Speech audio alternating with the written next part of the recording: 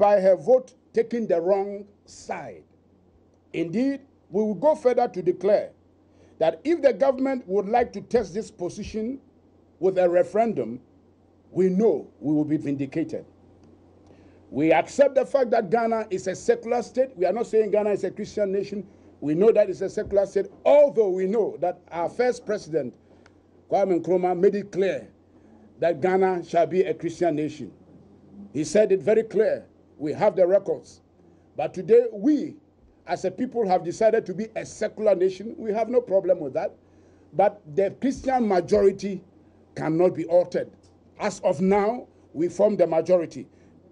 And that is why we are strong on this point, that if the government doubts our position, we know that a referendum will definitely vindicate us.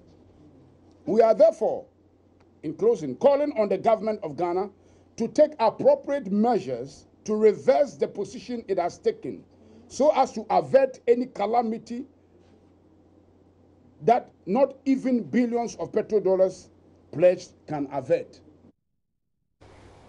Now, President of the Ghana Journalists Association